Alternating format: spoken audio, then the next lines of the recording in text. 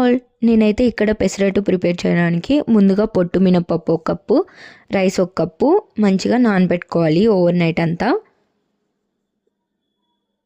మనకి ఇలా నానిన తర్వాత మంచిగా ఇక్కడ చూపిస్తున్నవన్నీ ఇంకా నానబెట్టుకునేది మంచిగా గ్రైండ్ చేసుకోవాలి. గ్రైండ్ చేసుకున్న తర్వాత మనకి ఎంత పిండి అయితే కావాలో అంత సపరేట్ తీసి పెట్టుకొని అందులో తగినంత సాల్ట్ వేసుకొని మంచిగా మిక్స్ చేసుకోవాలి.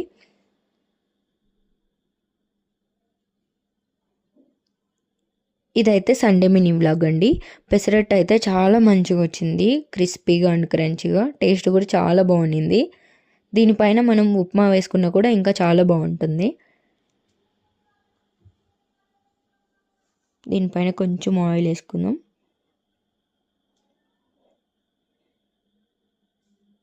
ఇంకా మనకి పెసరట్టు అంటేనే మెయిన్ ఆనియన్స్ కదా, ఆనియన్స్ వేసుకున్నా కూడా చాలా బాగుంటుంది.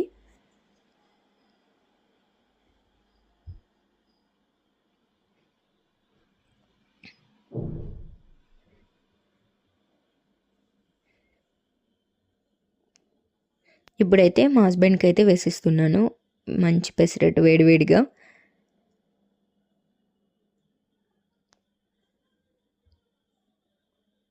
మా హస్బెండ్ తినేసిన తర్వాత అయితే నా కోసం ఇలా పెసరట్టు ప్రిపేర్ చేస్తున్నారు. హస్బెండ్స్ మన కోసం ఏదో చేయాలి, ఎంతో చేయాలని కాదండి, వాళ్ళు మనకి ఇలా చిన్న చిన్నవన్నీ చేస్తూ హెల్ప్ చేస్తూ ఉంటే ఎంతో మనసుకి హ్యాపీగా అనిపిస్తుంది. మా హస్బెండ్ అయితే నాకు చాలా హెల్ప్ చేస్తారు ప్రతి ఒక్క దాంట్లో కూడా. ఇలా అయితే నా కోసం ప్రేమగా దోశలు అయితే వేసిస్తున్నారు, పెసరట్టు. ఇలా హస్బెండ్స్ చేస్తే ఎంత హ్యాపీ అనిపిస్తుందండి. నా కోసం స్పెషల్ పెసరట్టు అంట వేసుకొని వచ్చారు, ఎంత బాగుందో. ఇంకా నా కోసం అయితే మినీ పెసరట్టు కూడా తెచ్చారు. Thank you.